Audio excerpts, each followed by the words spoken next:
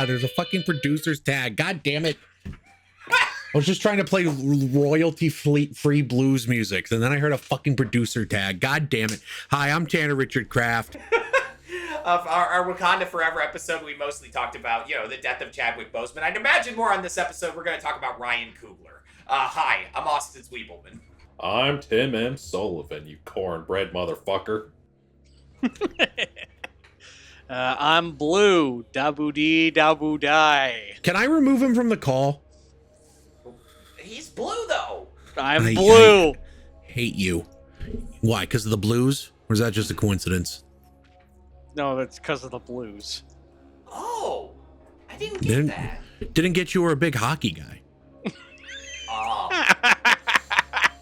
That's the other Joe's thing, I thought. Yeah, no, that is the other Joe's thing. If you can't tell by the royalty-free blues music I just played. Why did I throw my phone across to there? Now I have to go get... Anyway, today we're talking about Ryan Coogler's newest movie, his first horror movie, and the movie that's sweeping the nation. It dropped less than 10% weekend over weekend, which is fucking insane for a movie that made over $40 million its opening weekend nowadays. We're talking about Sinners, yes sir. But before we get into our thoughts on Sinners, we have our classic warm-up question today, which was originally, what's your favorite vampire movie? Till Tim informed me we did that like 3 months ago. Oops. So instead, the question will be, what's your favorite movie where a dude plays two dudes? At least two dudes, I'll say. A dude playing multiple guys, if you would. We're going to start with Joe so he can tell us why one of his honorable mentions is The Social Network. Okay, so, no. Fuck you. Fuck you. Fuck you and fuck you. I had that as my honorable mention because I knew somebody else was going to fucking pick that movie. Fuck you, right in your fucking asshole, you so believe it fucking or not, he's just shit. quoting The Social Network right now.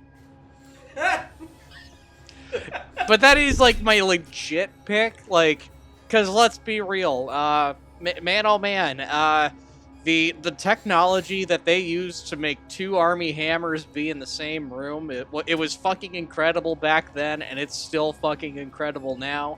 And I don't think any other movie has been able to top it until fucking Sinners. But that is my legit pick. Now, here's the pick that I was going to go with, because I'm pretty sure somebody else might actually have The Social Network as their immediate pick. It's Alto Nights. No, I'm just kidding. It's not Alto Nights. I just wanted to be funny. No, the real answer that I was going to bring up was The Sixth Day, the Arnold Schwarzenegger year 2000s science fiction action movie, and I solely pick it because it has maybe the greatest Arnold Schwarzenegger one-liner ever, and maybe just the greatest quote ever. It's Arnold is facing down the bad guy of that movie, and he's walking up to him, and he goes, "You should clone yourself so you can go fuck yourself." Because the whole movie is about cloning. Like, there's two Arnolds in that movie. And I bring up The Sixth Day solely just so that I could say you should clone yourself so you can go fuck yourself. But The Social Network and The Sixth Day, those are my picks. Back to you, Tanner. And fuck you again. It's so funny. Nobody has thought about The Sixth Day in the last 20 years. Nobody has. But there's one really fucking great quote in it. It's in that 3-year period from when Schwarzenegger was still doing movies, but before he became the governor of California, that 3-year period where like everything he was in was just like bizarre. Yeah, it's like once 1997 hit, like Arnold's career just like took a weird fucking turn, and then he became governor. Austin, what's your favorite movie where a couple of guys or a guy plays a couple of guys? Tropic Thunder. I guess that technically counts. Yeah, because Jeff Portnoy. Yeah, Jeff Portnoy. Yeah, that was what I was thinking of. That was definitely not many choices here. I mean, not that many old timers match this description, right? What, you've got adaptation, Dead Ringers, Legend, and The Social Network. That's like the big three in my opinion, but also with like Legend tagging along because it needed a ride home. You all may you may be expecting me to choose Dead Ringers, right? Because it's artsy as fuck. And I do respect all the really complicated optical printing work that Lee Wilson did for Dead Ringers. But I'm gonna have to go with the room here. My pick is The Social Network. Thank you, Joe. Because the question starts with favorite movie, not favorite performance. They took Armie Hammer and this dude named Josh Pence. He was a Ralph Lauren model at the time, and they shot the scenes. Then they digitally replaced Josh's face with Armie Hammer's in post. Apparently, Josh Pence and his agent actually thought he was gonna play one of the Winklevoss twins during the audition phase, and he only heard the news broken that he was gonna be a body double once the deal was sealed and production started. But yeah, they also utilized motion control rigs to shoot and scene with Armie Hammer in both places with a blue screen behind him sometimes. And then they hit it with the digital compositing. Boom, bam, Bob's your uncle. The Social Network is one of the best movies I've ever seen. I knew it the second that the credits started rolling over Baby, You're a Rich Man. Fucking watching The King's Speech beat The Social Network at the Oscars was my fucking Vietnam. But the question is history repeating itself, right? Did Ryan Coogler just drop the first modern classic with one actor playing a pair of twins since The Social Network came out? Stay tuned to find out. Back to you, Tanner. No, that movie's called The Monkey. It came out 2 months ago. There we go. We love the monkey. We love The Monkey, don't we, folks? All right. That was fine. I had a lot of fun with it. No, except Timmy doesn't do that. He plays drums because Disney owns the copyright to the fucking symbols. I don't know why they have that. Tim, I have no idea what you're about to say. So, what's your favorite movie where a dude plays a couple of dudes? I got a couple of honorable mentions I'll just kind of fire off real quick. First, I got my favorite movie where Mike Myers plays a lovable protagonist and also an angry Scotsman. And since I've never heard of Austin Powers, I'm clearly talking about So I Married an Axe Murderer. Another one I like, and we talked about this one already. Sonic 3. We've already gone in depth on Jim Carrey playing against Jim Carrey, but he does it really well in that movie. So I figured I'd give it some flowers.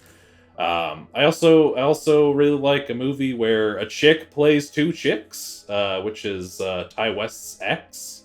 And obviously Pearl is the standout of that trilogy, but she does very good job of playing just two completely different characters in X. So figured that was worth shouting out. Two chicks at the same time, man. You're serious? No, but my real pick here. It's another Jim Carrey movie where he plays one man with two very different personalities, and that is Man on the Moon.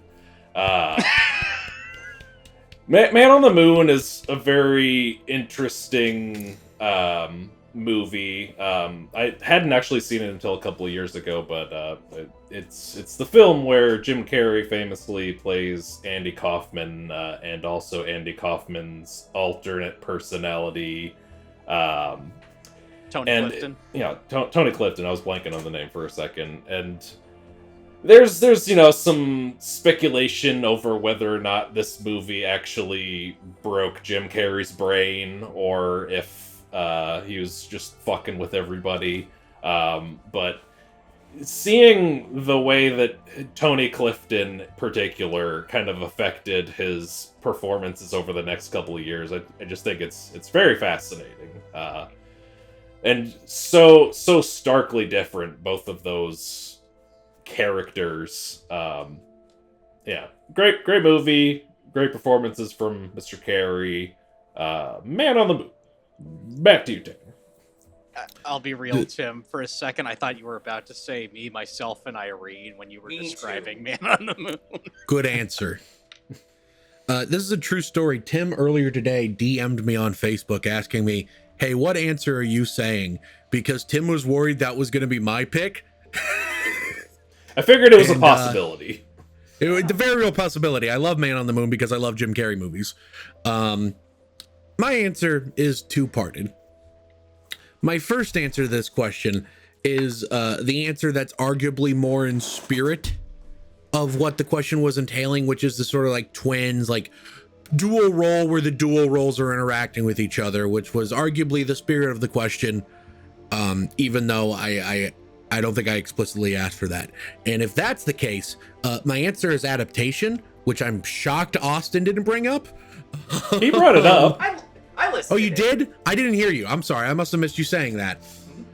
My apologies, but Tanner blacked out for 4 minutes. That's true. Adaptation is an amazing movie with 2 fantastic Nick Cage performances.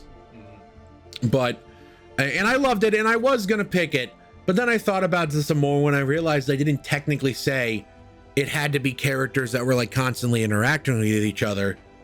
I kind of opened up the possibilities for me. And in that sense, what's better than an actor playing 2 dudes in a movie? 3 dudes in a movie. Ooh. And what's better than just some actor playing 3 dudes in a movie?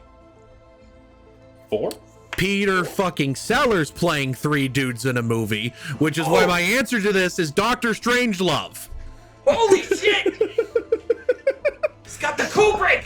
Yeah, Doctor Strangelove is fucking amazing, guys. It's so goddamn funny. It's anti-war commentary is just as relevant as ever, and Peter Sellers is giving 3 different but also equally incredibly amazing performances in the movie as Mandrake, as the president, and of course as Doctor Strangelove himself.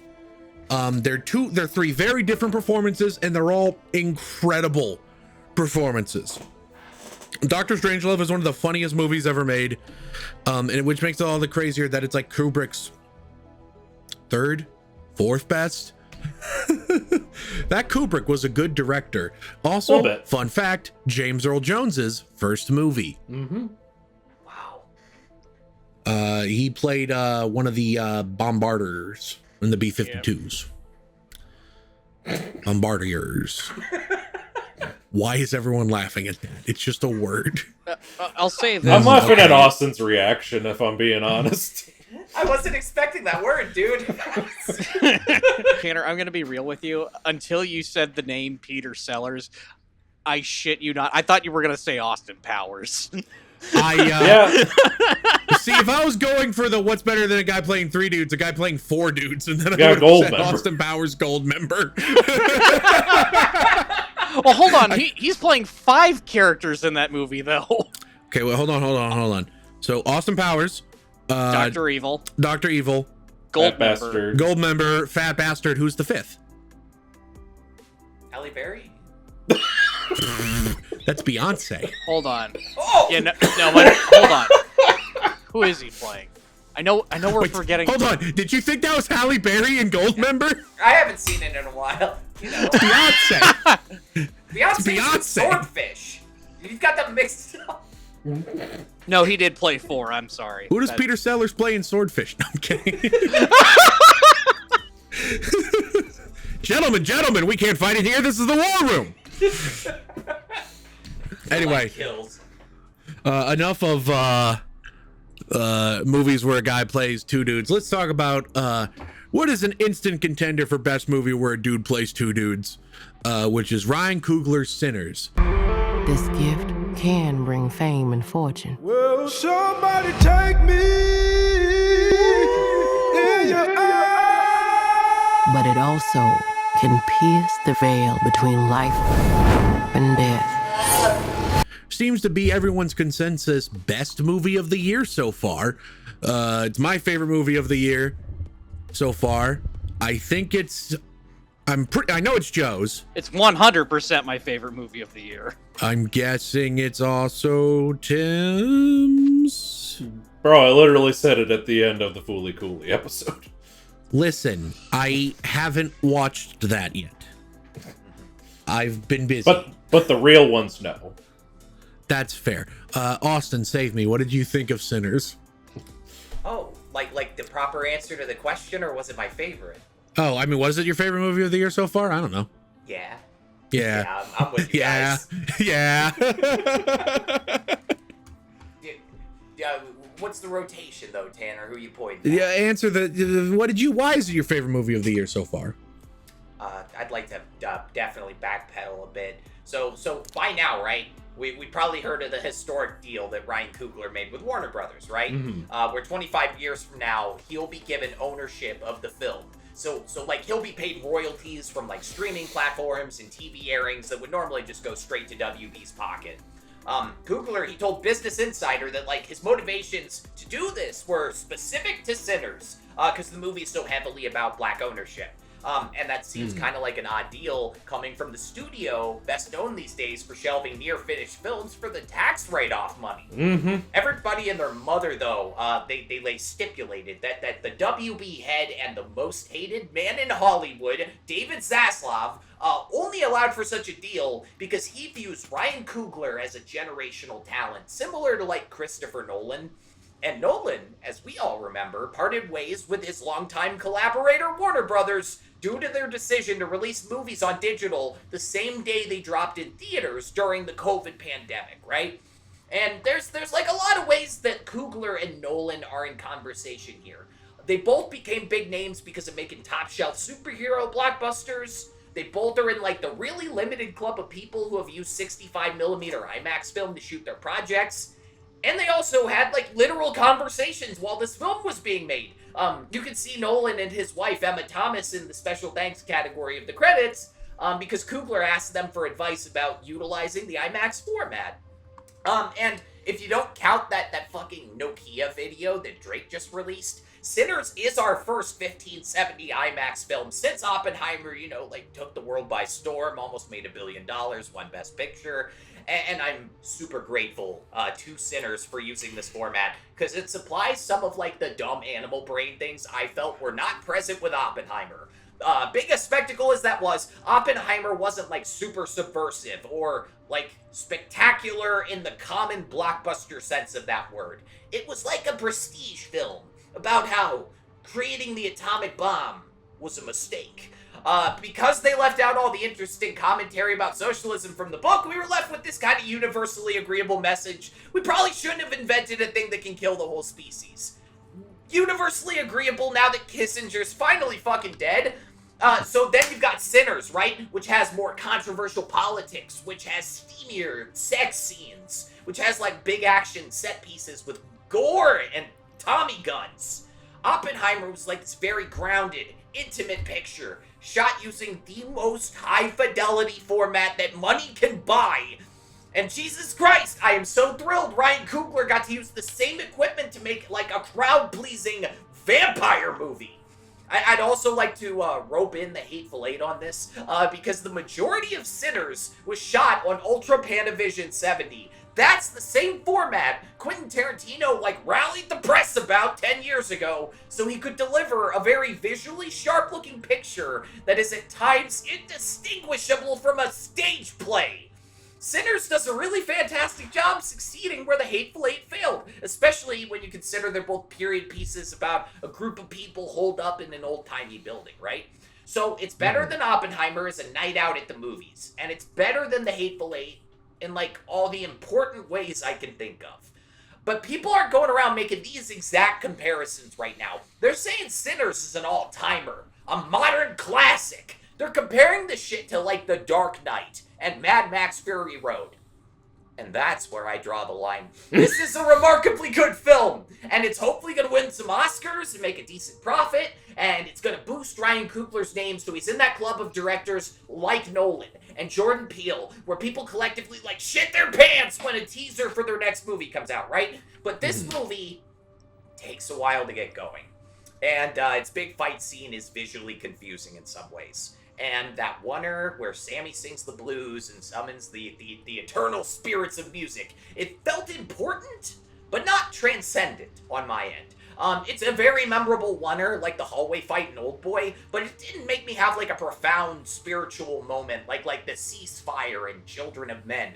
I appreciated the visual depiction of music being able to bridge the gap between all these different cultures from the past and the future, and the shack burning down was technically very impressive, but until the shack burned down, it looked less like genuine movie magic and more like a piece of really good video art you'd see at MoMA.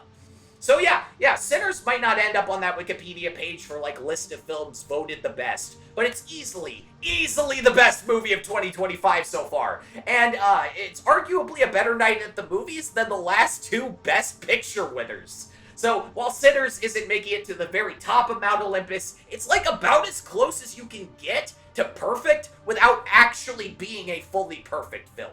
And if I'm being honest, I'm actually on board with people hyping this movie up to be something on par with The Dark Knight, because Sinners winning big at the box office would have a really positive effect on the industry, and these days, it kind of feels like you need to tell people they're gonna get free head and dinner in order to make them actually show up and see a movie they've never heard of. Score-wise, I'm going with a 9 out of 10.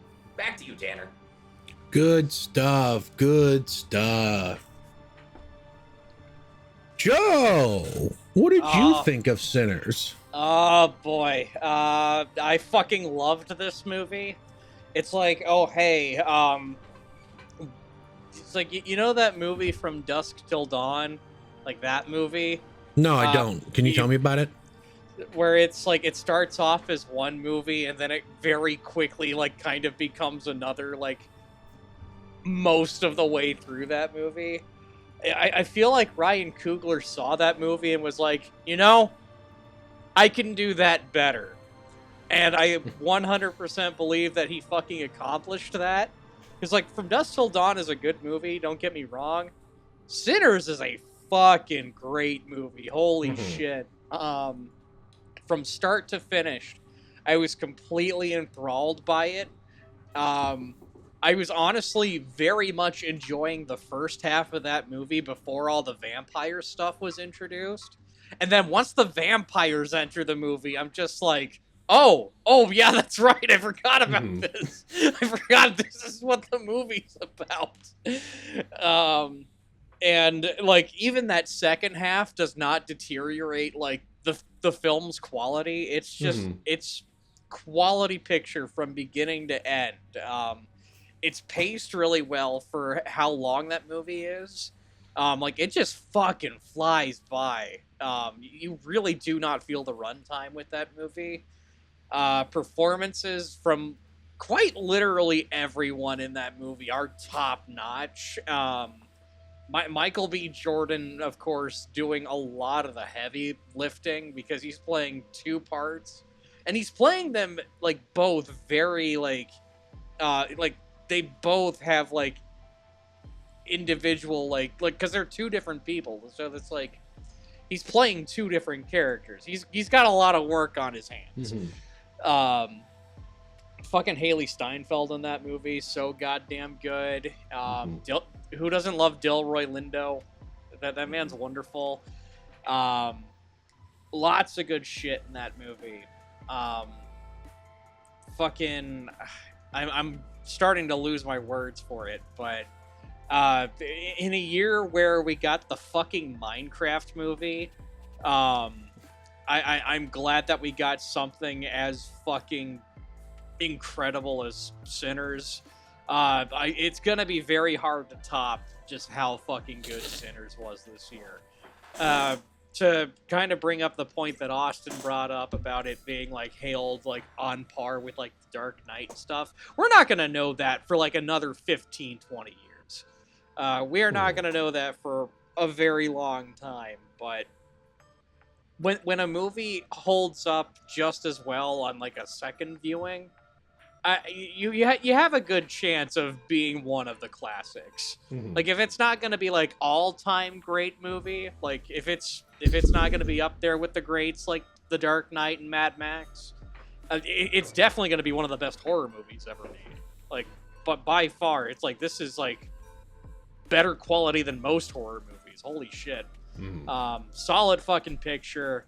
I loved it from beginning to end. I cannot wait to see what Ryan Coogler does next. He's helming the X-Files. He's fucking helming the X-Files. So I like, as a diehard X-Files fan, like my faith is 100% in this man. Give Ryan Coogler all the money. I can't wait to see what he does next. Back to you, Tanner. Tim. Hey. Why are you Eloning me?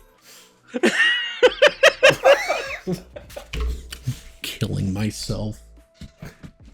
Well, while he goes and he ties a noose, Tim, why don't you tell us how you felt about What did you think of the fucking movie? So, I'll start my spiel with a little story. It's kind of made the rounds on social media, so y'all might have heard it at some point. Basically, guy goes to a bar after work, and second guy comes up right next to him, and bartender tells second guy, get the fuck out. And second guy kind of protests, like, come on, I didn't do anything. Bartender gets a bat, he gets the fuck out. First guy's just like, whoa, what was that about? Bartender just goes, you didn't see it, but he had Nazi shit all over his jacket, iron crosses and everything. You gotta nip that in the bud right away, or the first one's always gonna be nice, but then he's gonna invite his friends, and then they're gonna invite their friends, and they're gradually gonna get less and less nice. One day you're gonna look up and it's a Nazi bar. And I bring up this story because I was thinking about it basically the whole second half of this movie. Because it's a pretty perfect encapsulation of the movie's thesis. This movie basically says that Nazis and racists of all kinds, they are vampires, and if you give them an inch, they will reach out, pull your arm out, and try and bite you and turn you. Which is very true.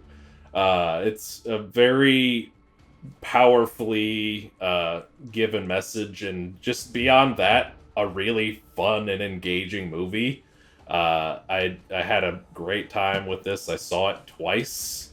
Saw it with Tanner and Sydney opening weekend, and then I saw it again with my fiance this past weekend, and it hits perfectly both times. It's just a great movie. Like we've been talking about, the horror elements are great. The gore is very effective. It's very well shot, very well acted. Absolutely love it.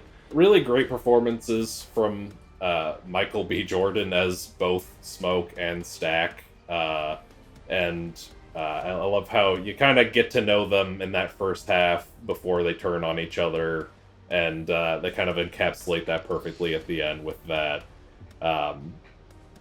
Before the sun went down, that was the best day of my life kind of moment. And then you think about it, like, yeah, the first 45 minutes were pretty happy. And then it all went to shit. Yeah, absolutely thrilling popcorn movie. I remember the first time I watched it, it got to the point where the vampires had been killed, and I was just kind of like, the climax is over, but we still haven't seen that shot from the trailer with the Tommy gun. And then he fucking uses the Tommy gun on the fucking clan. I'm just like, oh, it's even better. It's even better than I thought it would be. Yeah. Thoughts are a little bit scattered, but this is just a fantastic movie, and definitely gonna be talking about it more in general discussion, but suffice to say, movie good. Back to you, Tanner. I agree with every word. Every word. Yeah. Because I heard every word. I'm assuming it was nothing but good stuff. Fine guy. I totally heard every word. My time to shine. Hello.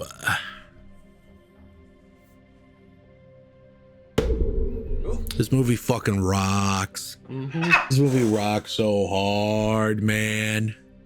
I'm having a goddamn blast watching this movie. There were several times where I felt like I was fucking levitating in my seat. Acting all around is incredible. Michael B. Jordan gives two really unique, interesting, layered performances. Miles Canton, I can't believe this is his first time acting in a movie, because that's fucking crazy. Holy shit. Haley Steinfeld, didn't know you could say those things, but that was awesome. I was learning a lot. I'm gonna be honest, the first thing I Googled after the movie was, is Haley Steinfeld black? Tanner sent me the screenshot. Just like I'm asking the important question we all have on our mind. Because my thought process was like, does she have a black dad or something? And I didn't know. No, same deal as in the movie. Her like grandfather is half black or something. I don't know. But she's great in it. Everyone is just amazing in this. Shout out to Delroy Lindo. Every time he's in a movie, it's the best movie ever. Delroy Lindo tidbit. Please look up that interview where the interviewer asks him about the N-word, and Delroy Lindo's immediate response is, "Go on, say it." Mm-hmm. Nice. It's so fucking funny. He's like, "I'll say it with you." Anyway, the oner, the like going through musical history oner. I don't know. I like felt myself levitating. I'm pretty sure I was like mouth agape that entire time. I started crying at the end of it. Tim can probably vouch for it. He was sitting next to me. Yeah, I forgot to bring that shot up. It is incredible, and it's a very strong shot. It's a very it's the kind of shot that somebody commenting in bad faith can be like, "This makes no sense," and I'm glad that we're able to put that in a movie this big, because it is very powerful. It was so cool. And that song with all the like DJ record scratches and like 80s guitar riffs is like one of my favorite songs of the year. Even removed from the context of the movie, though partially fueled by the context of the movie. I really love that song. Mm-hmm. Music in general, I wasn't expecting this to be like one of those quasi musicals.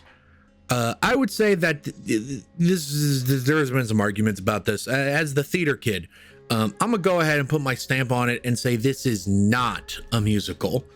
There are musical numbers. There are musical sequences.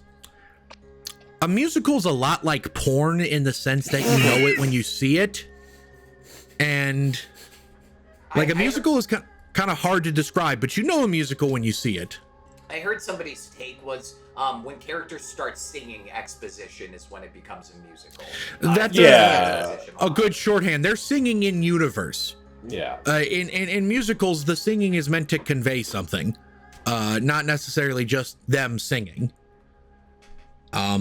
Like the way to know it's a musical is if in the musical numbers that scene could still technically be retold without the music. That is the case for a lot of musicals. It is not the case for Sinners, because they're doing music in universe basically.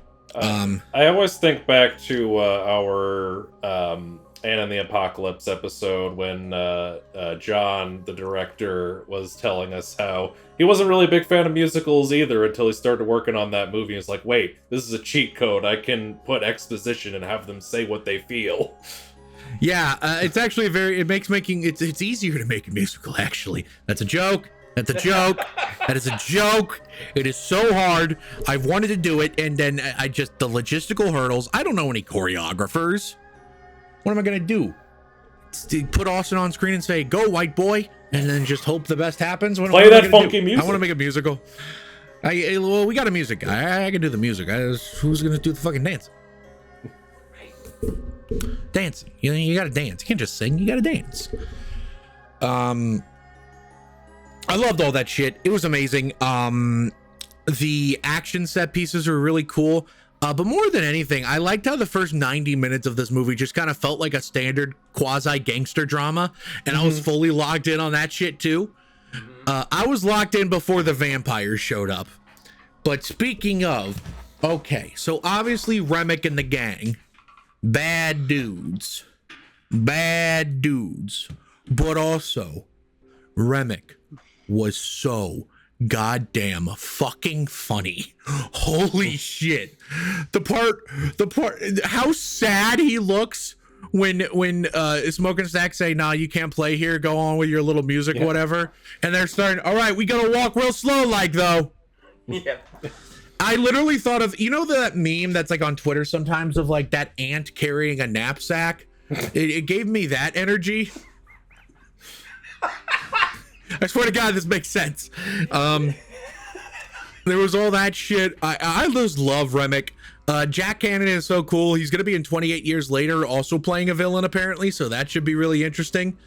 But he was incredible. He was incredible. I loved him. I'm trying to think of other funny shit he did. You know what? You're sort of in the same vein where he was like, you with the Klan? No, sir. I believe in equality. Like he was offended at the prospect of being called a Klansman. But the thing Klan I doesn't really want to exist bring up with anymore. Remick, there was something interesting that, you know, when Remick is really trying to turn Sammy, and like Sammy starts reciting the Lord's Prayer, and Remick starts saying in response, and he says, I remember when my people were conquered using these words, you know, and they, even though they are not my words, they bring me comfort, whatever.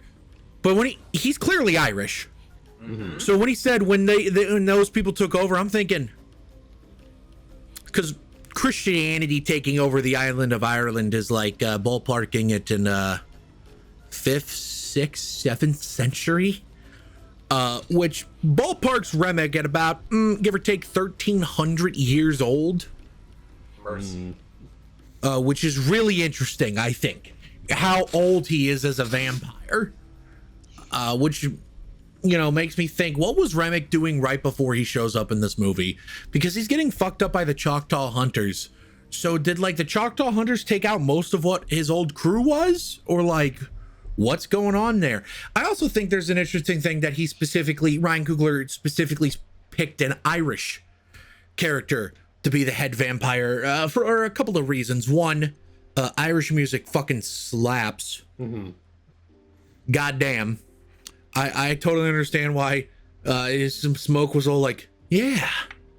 How he was feeling that music. He was like, ooh, because it was some good shit. But two, Irish people in America, there's some interesting stuff going on there. With Irish Americans, Irish immigrants were quite often in indentured servitude, which was a similar, it was a system that is obviously different from slavery, but was very incredibly oppressive in its own right. So I don't know what Coogler obviously picked Irish, at least in part because of that. And I'm not quite sure what is going on there. But there's some interesting stuff going on there for sure. I know Irish Americans weren't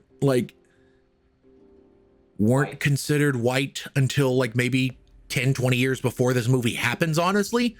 That's like a 20th century phenomenon of the Irish being considered white. Italians came later. So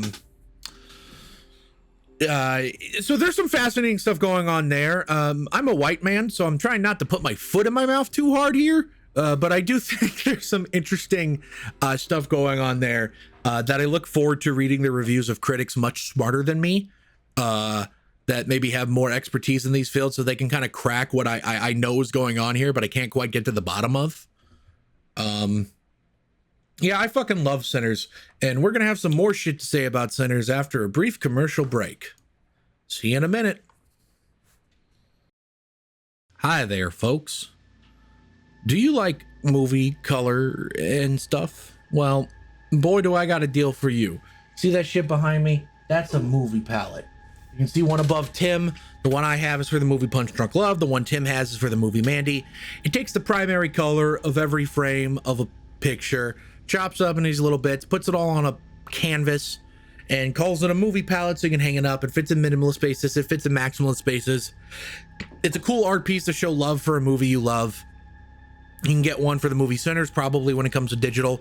You can get one for your favorite movie, but if they don't already have it, don't worry. For a little extra money, you can get one custom made. So go ahead, add it to your cart. But before you check out, make sure you enter the code SQUAD15 to save 15% on your order. Thank you so much for watching, and now back to the show.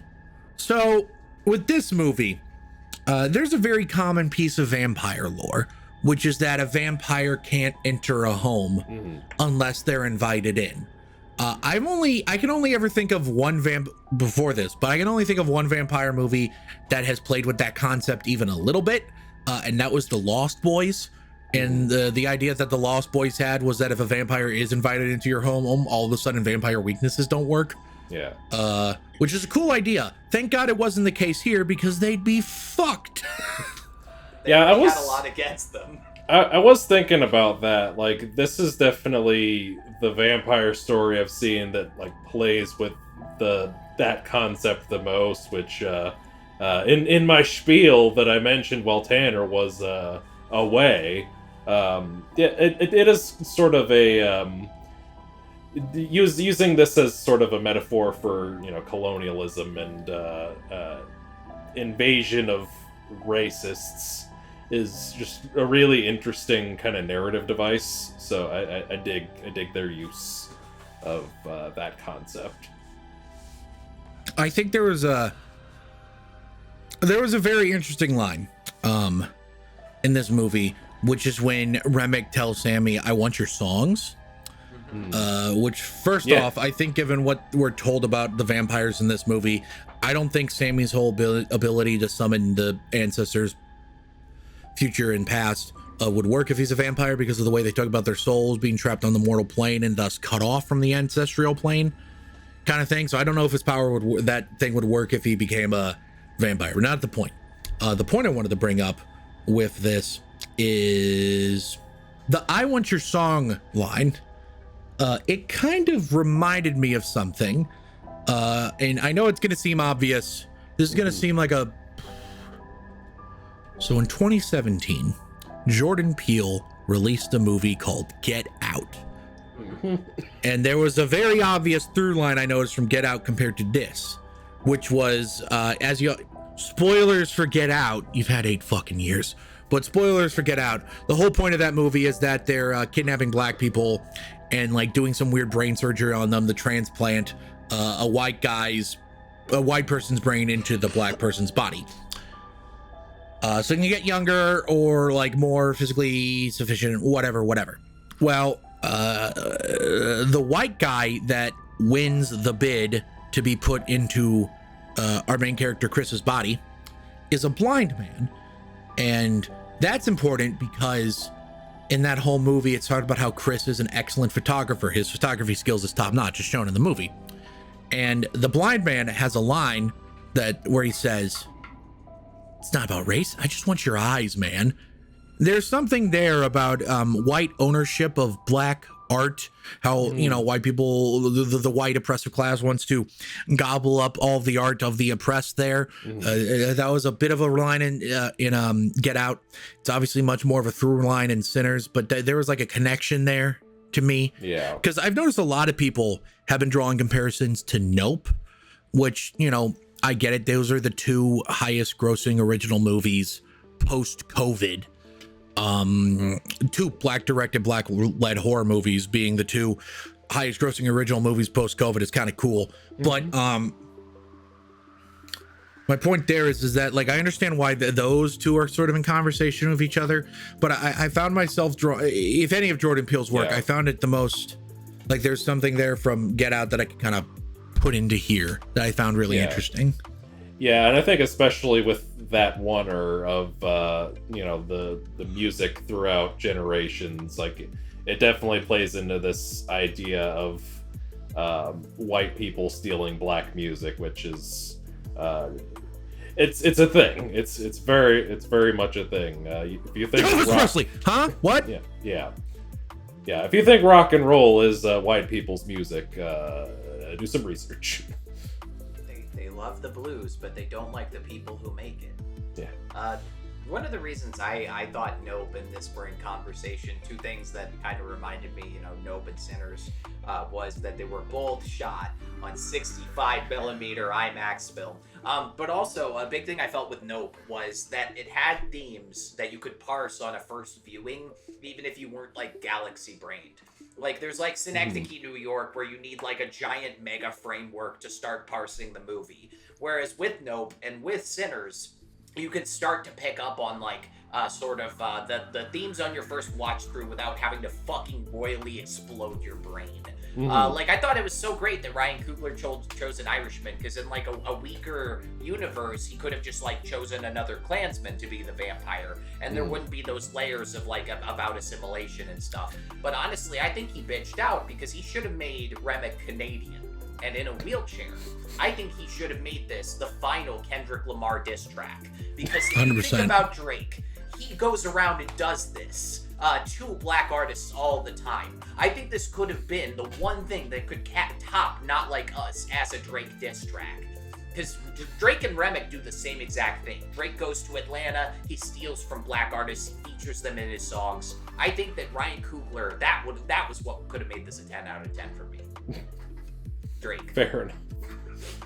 One thing that I think is interesting about this movie and that I appreciate, and like, this isn't a complaint I have about horror movies generally, but like a lot of people complain about people always doing the stupid things in the horror movies, and that doesn't usually bother me because people are stupid in real life, so people should be stupid in art. But like, the people in this movie are generally not doing the stupid things most of the time. Like, the only one who like really like fucked up in a stupid way was Cornbread, but like, what are you gonna do, not go piss? I don't know. I just thought that was interesting. The shop owner lets them all in at the end. I imagine some people might kind of forget that she had a big emotional reaction to the idea of the vampires going and killing everybody in town. Yeah. But there were some people at my screening who were like, what the fuck are you doing, when she let them all in, for the third act climax. Well, for me, that was go time. It was go time. Apparently there's an awesome aspect ratio change in that scene in IMAX. Yeah, Cody read something about that and mentioned it, and I did not notice. Did any of you see this in IMAX? I saw this. Not yet. Maybe tomorrow, or I might watch The Accountant 2 tomorrow. We'll see if the autism wins. Anyway, my point, I remember what I was going to bring up, because you talking about how, in the hands of a lesser director, they would have just made the vampires like, yeah, the KKK or whatever, because two of the ones that were turned were the KKK were Klansmen, which makes you think that's the direction they're going in. But then you discover the vampirism actually makes them drop their racism shit, which is interesting. But the big thing here is I obviously a lot of vampire movies, the vampires present an argument that the immortality they're offering is better, that it's good, that this is good for you, etc., etc. This is one of the few vampire movies I've seen where, well, ultimately, I don't think it's saying this, but the movie, I feel like, is letting the audience member and the movie itself entertain the possibility that Remick's right, which I think is really interesting. Because honestly, when Remick was like pitching it the second or third time, when it's like, we can just have fun, live forever, you're not gonna worry about the fucking bullshit racist anymore, man. I was just kind of like, shit, he's making a convincing argument. You gotta look out carefully to even have the argument not be correct. Like, the scene that kind of suggests that there's something insidious going on is that wonderful, like, river dancing scene in the moonlight. Because if you just go off what they're saying and how they're acting and, like, the promise of what could be, they are correct. It is a good thing that you should probably do, is a more eternal life. But there's that river dancing scene where it's all about Remick. He's in the middle and everyone's dancing around him. It's really just this big assimilation grift. And that's really fucking clever. Is you kind of have to be on the lookout for, like, what are the negatives here, And when Remick dies, but Smoke and Mary Live, which first off, I just realized something interesting. The end when the Klansmen when the real Klan go to shoot up the juke joint, and they go to open the door, and it's just like, oh, what the fuck? It's locked. And at first I thought, smart Stack. They won't see that coming. But now I'm thinking, shit, Smoke and Mary were probably in there. Hiding from the sun. I did not think of that. Where the fuck else would they have gone? That fucking rips. Jesus. But Smoke and Mary in the mid-credit scene, which is honestly just more of an epilogue that kind of ties the movie up, which I think putting it in the mid-credits was actually cool. I think it would have been less effective if it just took place right before the credits rolled. Yeah. I agree. This is how you do a mid-credit scene effectively. Yeah. Take note, Marvel. No, this is the always thing. The mid-credit scene is where you put something important. The post-credit scene is ideally a joke. But the post-credits here was fine, even though it wasn't a joke. It was just a nice little scene that I really liked. Yeah, it was just a nice little goodie. Sid brought up something.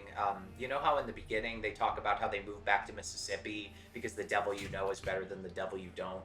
Yeah. So there's sort of a parallel to that at the end when the vampires visit him when he's old and smells of death. And suddenly, like, their whole demeanor has changed. They have now become the devil you know. You know, whole movie up till then, they're the devil you don't. I thought that was, like, kind of neat and potentially an intentional, like, screenwriting thing. The reason I brought up Smoke and Mary in the mid-credit scene is that they seem to be kind of... I don't know. They seem to be ethically vampiring in a way.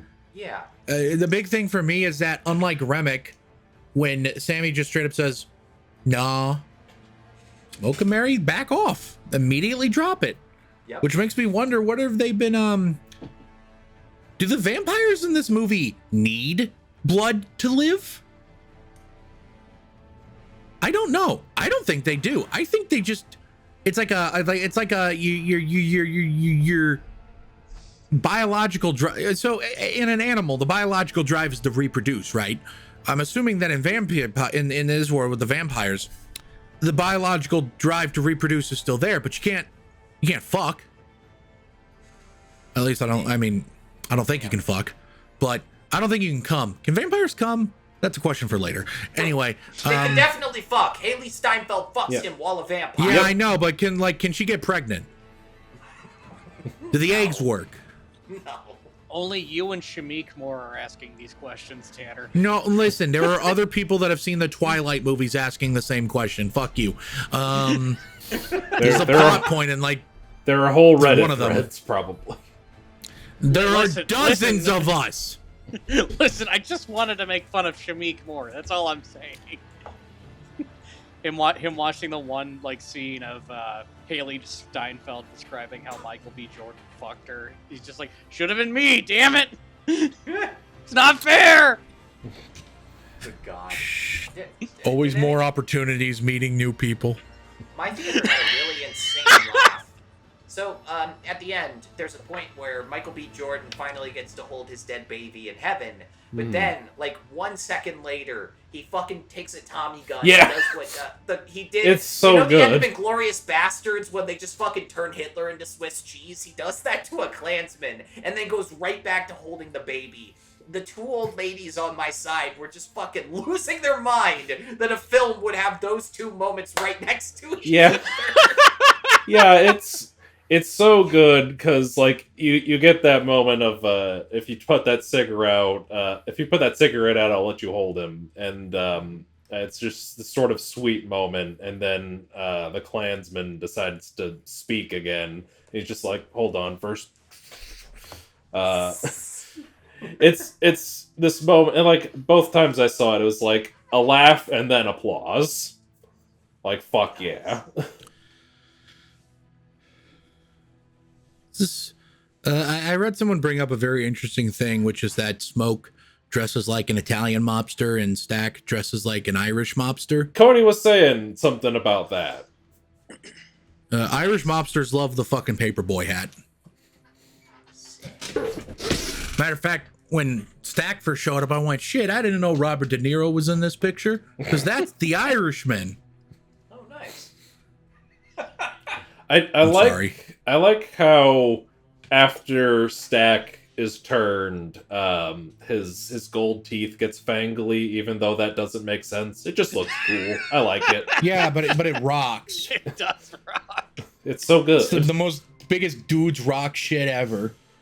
I love that. Austin, earlier you were talking about the sex scenes in this movie, which that's something that stood out to me, is that like it's not like overflowing with sex scenes, but the sex scenes in it are just phenomenal. Just some fantastic sex scenes. They'd be eating pussy in this movie. They really, really do. And I love that for them. There's especially some of the like come on lines in this are great. When Smoke's woman is saying your body ain't forget mine, like that's a good fucking line. But the one that takes the cake is Haley Steinfeld going, you can rob banks and trains, but you can't steal this pussy from me. After I saw you can't steal this pussy for a night. There we go. Yeah. After I saw that with Cody, I was like, listen, if you ever say that, it's go time right then and there. Okay. That's immediate. It actually does remind me, the Gatorade get hype moment for me in this movie was not the come on in motherfuckers for everyone else. For me, my Gatorade get hype moment was, for the most part of the movie, they keep calling them, I don't remember what Annie was calling them, but she was calling them something other than vampires, right? Hates. Yeah, she's just saying that. And then eventually she just says, these ain't, what did you say that she called them? Haints. H-A-I-N-T-S, I believe. These ain't haints. They're vampires. Yeah. This was like pure muscle, like almost like a muscle spasm. Tim can vouch for this. I did this in the theater and went, yeah. She said the word. I literally went, it was like my Kuna Leo going. This movie fucking loves putting you in that place where you think something lame is gonna happen and then the dopest shit ever happens. I had a similar reaction because I thought they were just like gonna call them haints through the movie, like how some movies have to be like they'll use a common like a monster we all know and call it something different, right? Yeah, zombie movies do this a ton. It's the Shaun of the Dead thing. Don't say the Z word. Yeah, This is ridiculous. And then the second one Tim brought up earlier is like everyone who saw the trailer when, you know, they kill the vampires and no Tommy gun comes out. I was so anxious. I was like, holy fuck, what version of this movie can exist where the Tommy gun shot is gone, and then it's better than you could ever dream. Oh no, I deadass was whispering to myself when the sun was coming up. Well, after all the vampires died, I was like, but the Tommy gun shot. Yeah. And then like 10 seconds later, I'm pretty sure I didn't say this out loud, but 10 seconds later in my head I went, the Klan. I didn't say it out loud, I don't think. Tim, did I say that out loud? I don't think I said it out loud. Oh, I would have remembered if you said that out loud. I'm just picturing you saying it like the Martians in Toy Story when the Klan. What the fuck? Isn't Henry Kissinger in this thing? Oh god. All right. I haven't talked in a second. I do want to bring up a point because it was part of our opening question. Can we just talk about how fucking seamless the effect is to have like two Michael B. Jordans on set? Yeah, that was a thing that I went like kind of in like, okay, the movie's probably gonna be good, but I want to see like if I can see the effect. After a while, you just get sucked into that movie and then like even when you can't even really tell that the effect is like even there to begin with, like just not only because it's done well, but the movie is like so well made that you kind of forget that it's an effect. It just looks like Michael B. Jordan has a twin brother who's also named Michael B. Jordan. And then even the one time where it's like you can like mildly tell it's an effect, which is for me it was like the first shot that they're in. You can see some CGI smoke fly in front of one of the Michael B. Jordans that you can tell is not real. But like, when that's like the worst like of it, you've got a fucking great effect, man. The only time I could tell the effect was happening was actually literally their intro shot. Yeah, because I don't know the why shot I was mentioning. I deadass went. Their hats are casting different shadows on their face. I don't know why I noticed that. Meanwhile, here I am, like, oh no, that's CGI smoke. That's not real. Smoke. Not the character smoke, like the thing that comes from fire.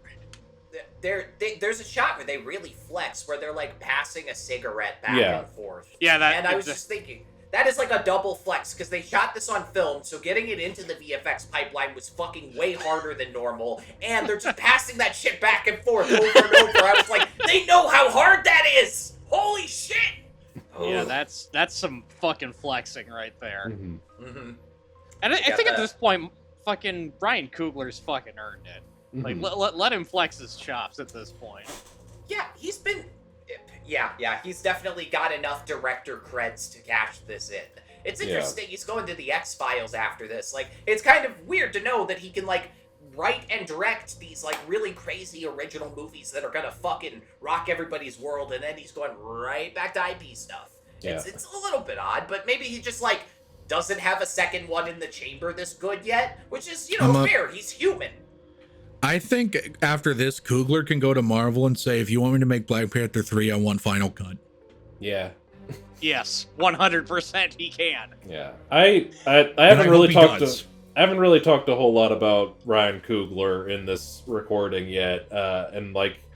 I've seen most of his movies. I still haven't seen Fruitvale Station. Is that what it's called? Fruitvale Station.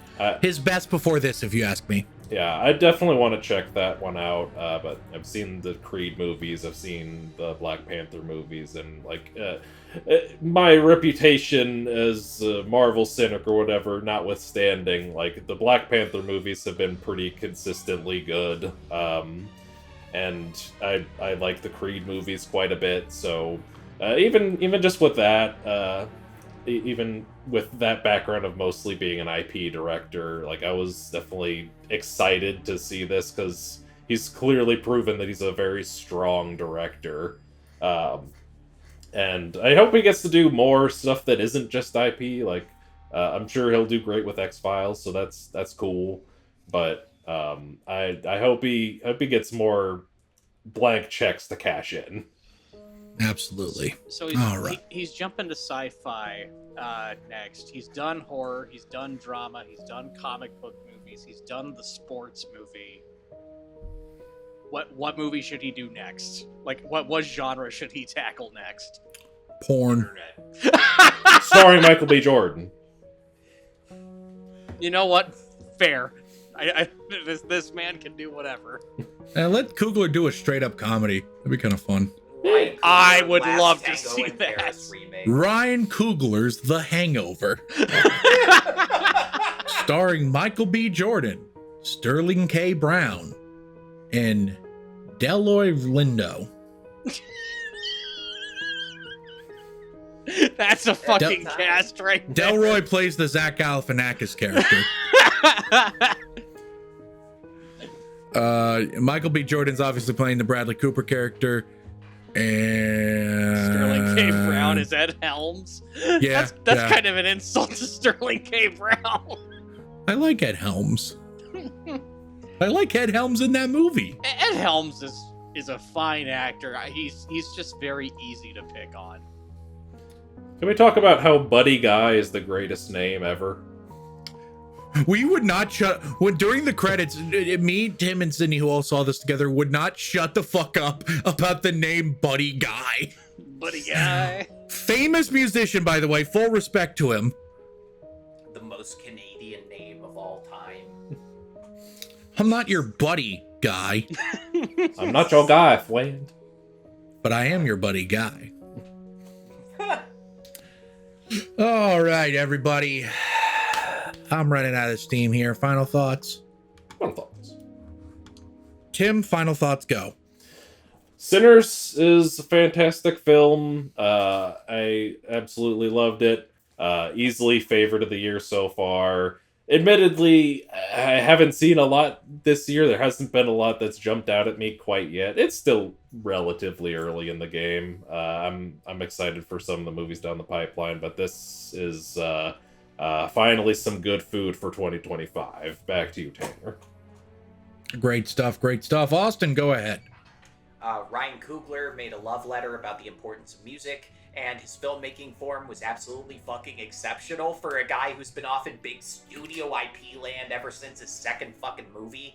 But it's more La La Land than Whiplash. It does have flaws, even if they're few and far between. But it's one of those movies like Inception or Nope, where now you know, if he wasn't already, Ryan Coogler is officially a big fucking deal. Mm-hmm. Joe, final thoughts. Movie fucking great. I'm not even good. Movie fucking great. There you go. Great movie. See it with a crowd. If you see it at the Alamo Drafthouse, show up on time and don't fucking vape in the theater, please, for the love of God. Yeah. And Smoke cigarettes like a man. Tanner, Please. this is why you're banned from the Alamo Drafthouse. That's what you think. please don't put your phone up on your tray and have it flash lights, because that happened at my second screening. Listen to egregious. Ryan Coogler. Listen to Ryan Coogler in the don't talk, don't text policy thing that we play before it. Put your fucking phone away. Enjoy this movie. Like, this movie's so fucking good, it demands your attention. At this point, if you want to text, don't do it at our theater, because we have a standard to keep up. But if you want to go to Ronnie's and text during Minecraft, go do it. Fuck that movie. But don't do it for Sinners. Sinners is too fucking good. Movie great. Back to you, Tanner.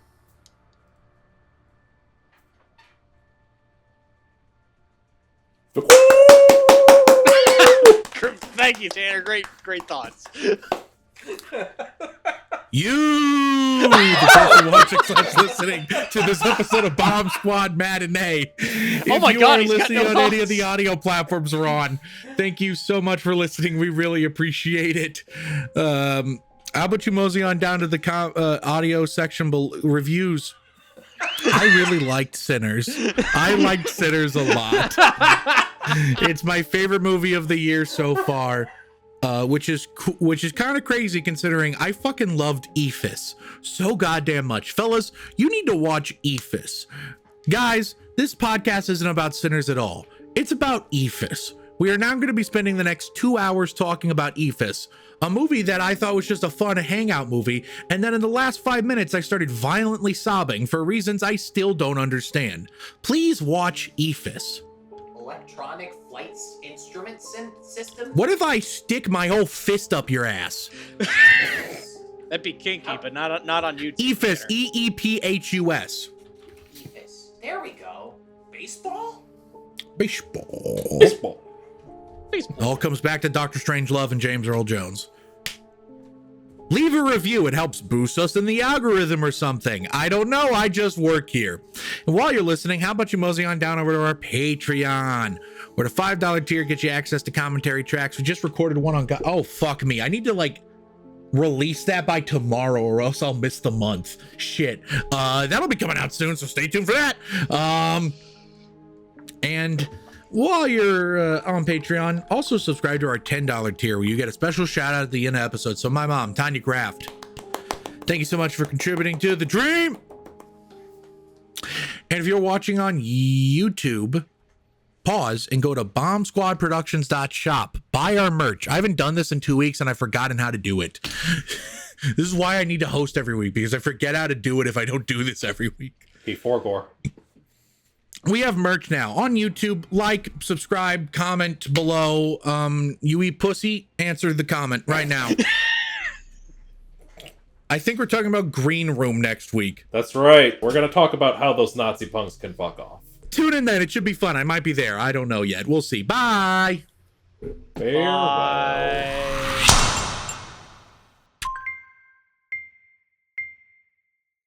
And we're live!